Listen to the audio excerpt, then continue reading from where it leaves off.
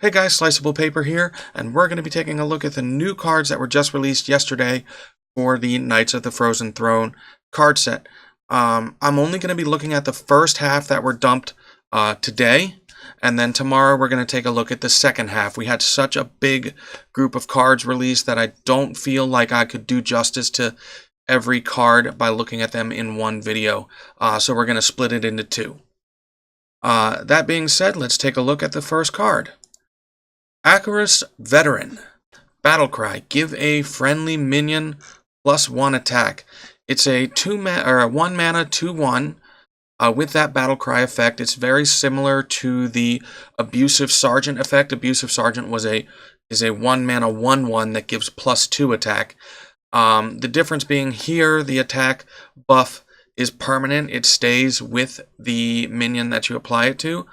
The big problem is if you're running a card like this, you're really running it in kind of a Zooey type deck that wants to trade up with higher mana or higher statted minions. And normally what'll happen is your minion that's trading is going to die. So that permanent effect doesn't really help at all. So I would much rather just run Abusive Sergeant in that kind of deck for that extra attack and help it punch up a little more. I don't think this card is very good in Arena. It really dies to any ping, any hero power for a opponent that has a ping. It's good just for the punch-up ability, but I don't think it's going to be seen. I think you'll see people running that Abusive Sergeant, running that Dark Iron Dwarf to get it that extra attack and helping minions punch up a little better than this card would. Alright, now we have a legendary minion, Arthas. Lich King is Arthas. This is Arthas. His doggy. Oh, isn't he adorable? Death Rattle. Add a random Death Knight card to your hand. Now, these are not the Death Knight hero cards. Like I originally looked at this card and I thought it was the Death Knight hero cards. It's not. These are actually a group of 8 uncollectible cards that are specific to this one and another card we'll take a look at in the next video. So what are these Death Knight cards? Well, it's these. A whole bunch of different cards with super powerful effects. We have Anti-Magic Shell.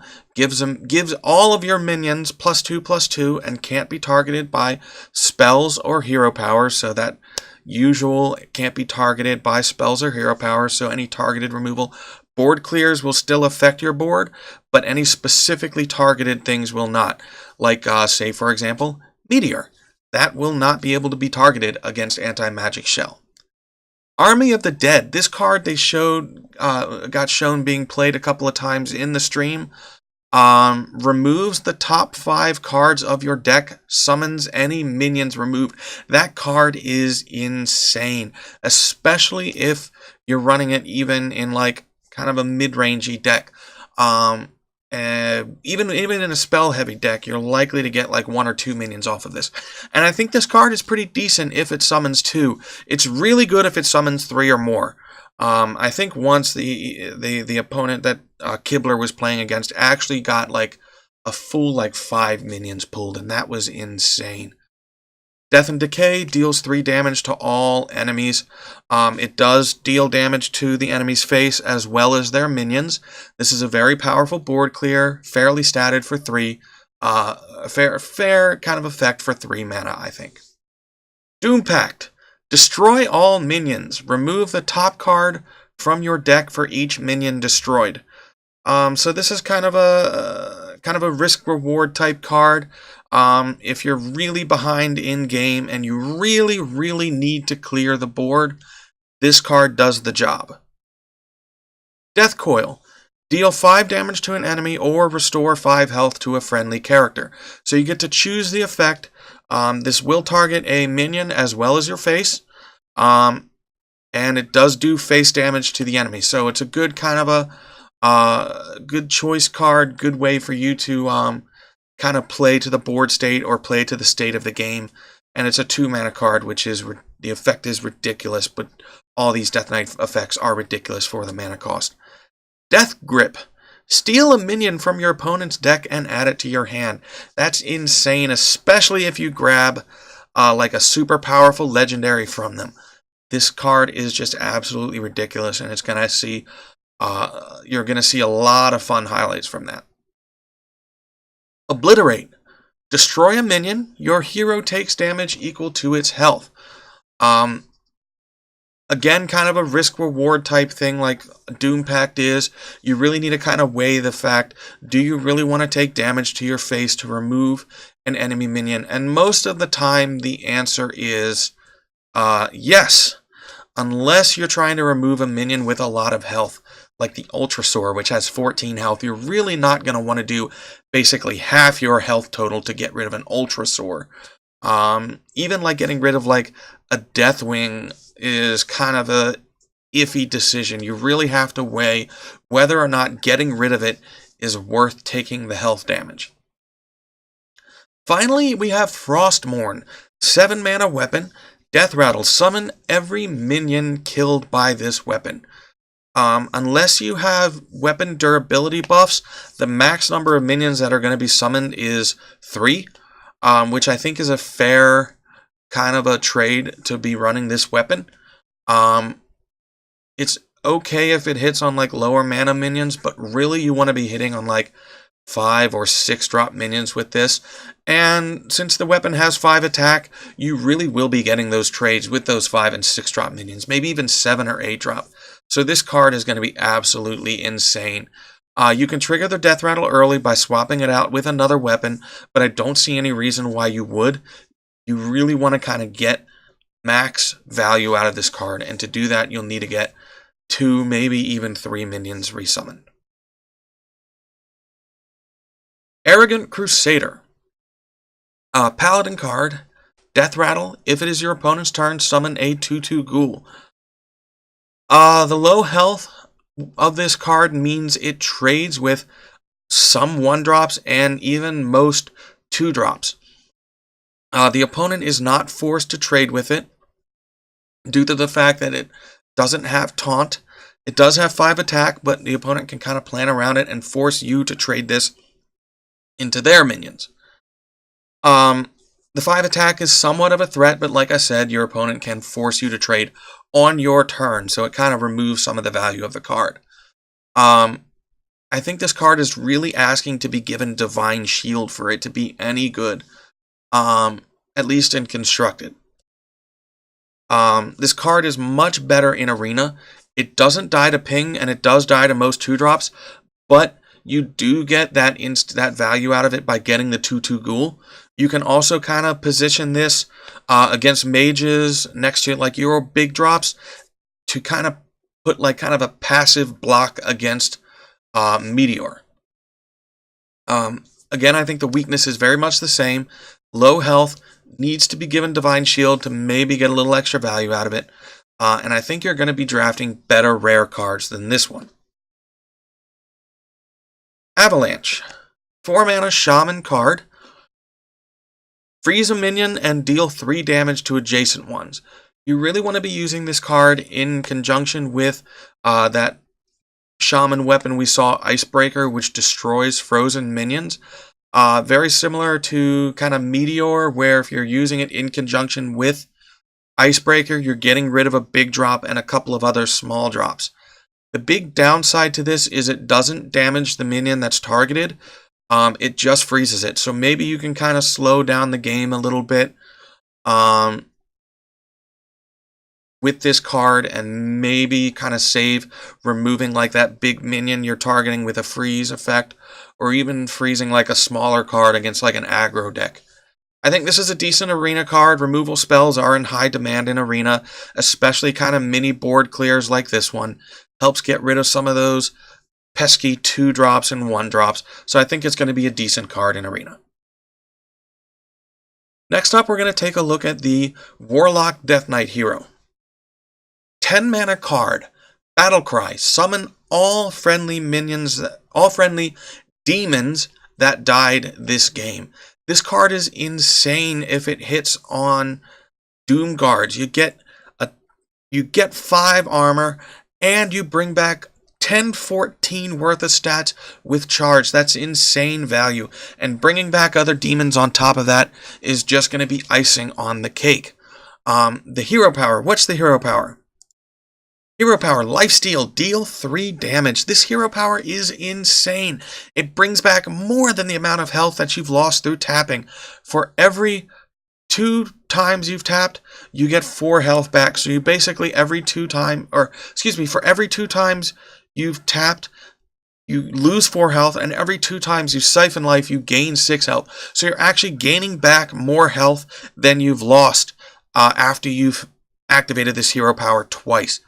It's kind of like a Frostbolt, but instead of freezing it, you get health back, which is, especially for Warlock, better than Frostbolt. Because Warlock kind of tends to want to tap, especially in a control-y type Warlock that I think this is going to be played in, it's going to help you gain back some of that health that you've lost and kind of negate the negative effects of running a control kind of handlock type deck. In Arena, this card is insane. The Demon Resurrect value, I feel, is just extra value in this card. You're getting such value out of that Siphon Life, and just getting those extra Demons Resurrected is just like icing on the cake again. Especially in late game in Arena, Warlock, they don't want to tap anymore. Their health total is getting very low. So the hero power is going to be much better, especially in late game by turn 10, when you really don't want to tap anymore. This helps you kind of get a refresh on your hero power and get better value out of it. Bloodworm. 5 mana, 4/4 with lifesteal. A little understated for a 5-drop. I feel like it needs at least 5 health, so you want it to be like at least a 4/5 to justify this as a 5-cost minion. I think the power of this card is really going to rely on whether or not hand buff paladins or even like a hand buffy beast buffing type hunter is going to be high power in the meta. Buffing this card makes it a lot more insane. And I think maybe some lifesteal, even some beast hunters are going to be running this card. I think it's an okay card in Arena. It won't be chosen all that often based on stats, but I think it'll be picked when other choices are much worse than this. You could get a lot worse 5-drops for this card. It trades pretty decently, and you get a little extra health out of it. So I think it's an okay Arena card. Not super powerful, not bad, just okay.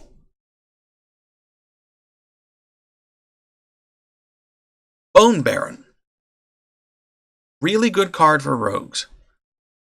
It's a way for them to kick off their combos with those 1 mana 1/1 skeletons. It's got solid stats for a 5-drop. And because of combo potential, I think this card is going to be a prime target for silence effects against this card. I think this card is really good in Arena. All rogues, I think, are going to run at least 1 copy of this card. It's too good a card in stats alone, and you get a little extra benefit out of it for rogues to kind of kick off their combos. And a lot of their high-value cards in Arena rely on combos, so this is going to be a big help to them. Dark Conviction. Set a minion's attack and health to 3. So it's a very good card in that kind of control paladin archetype where it wants to kind of stall the game until it drops their Death Knight hero. It's got that 2 mana Keeper Voldemon, Sunkeeper Tarim effect where these cards will get 3 attack and 3 health. And it targets any minion, not just an opponent's minions. It can target your own minions as well. So if you have like a bunch of 1/1s on the board, this can kind of help buff them up and help them trade a little better with the opponent's board. I don't think this is going to be too bad of a card in Arena. It is a little reliant on having a board. At worst, you're going to press the button and then play this and get like a 4 mana 3/3. So it's not terrible, but I think you can get I think you can draft much better cards than this in Arena, but if you kind of have to draft this card, I think it's a decent pick. Deadscale Knight. 1/1 Murloc with lifesteal. Initially, I didn't think too much of this card. Um, the lifesteal effect is a little too low unless it gets buffed. And then I thought, well, kind of what buffs it? And then I thought, you know what likes to run cheap cards with powerful effects? Quest Rogue likes to run that. And this card, I think, is going to be insane in Quest Rogue. The big weakness that Quest Rogue has is against aggro decks that tend to want to rush them down. This kind of helps in that effect, where it helps the rogue heal from all the damage they've been taking. And you're getting 5 heals, or 5 health healed on a 1 mana card. So that's insane. And I think this card is going to be found. I think Quest Rogues are going to find a way to fit this card in their deck. Death Revenant. So here we see kind of more self-harming warrior. It does trigger on enemy minions damaged as well as your own, but I think you are going to see this run exclusively in like a self-harming warrior deck. I think, to get good value out of this, it's going to need to hit it on at least 2 damaged minions. So it'll bring it up to a 5/5. This card gets seriously punished by silence. Gets a big target once it gets like big stats. It's a prime target for hard removal. It's a decent arena card. Again, it needs to hit on at least 2 minions. So you need to have 2 minions on board, or like have whirlwinded against like a decent enemy board. But I think it's going to get good to really good value in arena. In constructed, I don't think it's going to be used as much, but I think you might see some self-harming warriors using this card. Death Axe Punisher. Battlecry. Give a random lifesteal minion in your hand +2/+2. This really fits in a hand buff lifesteal kind of paladin where they want to control the board and stay alive. I think this is going to be a very fun card, and people are going to experiment with it quite a bit. And I think you're going to see it fit in quite a few hand buffing paladin type decks. This is not a very good arena card at all. The only time you're going to want to draft this card is if you've already drafted a lot of lifesteal. And what do I mean by a lot of lifesteal? You want at least like, I think like a third of your deck full of lifesteal for it to be kind of guaranteed to hit. Other than that, I think this is a very low stat 4-drop, and you'll get better epic cards to pick from than this. Speaking of epics, Doomerang. Throw your weapon at a minion. It deals its damage, then returns to your hand. I think this is a really, really good card. As far as I understand it, it does not use the durability for the weapon, so you're getting free swings that do not damage your face, which for Rogue is really, really, really, really good. The big downside for Rogues is they kind of use their weapon to help kind of tempo things out a little bit, and they tend to have to worry about their health total. This card kind of helps deal with that downside. I think this is a solid card in Arena. At worst, you're dealing 2 damage with your knife each turn when you run this card, and you get extra swings without getting face damage. You really want to get this on like something that's not your hero power, but if you do use it with your hero power, I don't think it's the worst card in the world. You're just using 1 mana to deal like an extra damage, so I don't think it's too bad. Drain Soul. Drain Soul is an interesting card, and I feel like we've seen this card before. Yes, we have. Drain Life was a vanilla card that really never saw play. Drain Soul is a straight buff of Drain Life.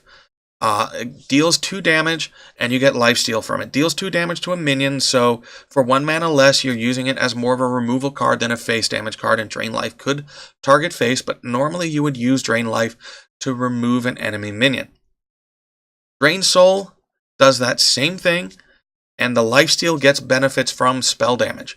So, say you have a couple of spell damage on the board, you're dealing 4 damage, and you're getting that 4 damage back to face as well.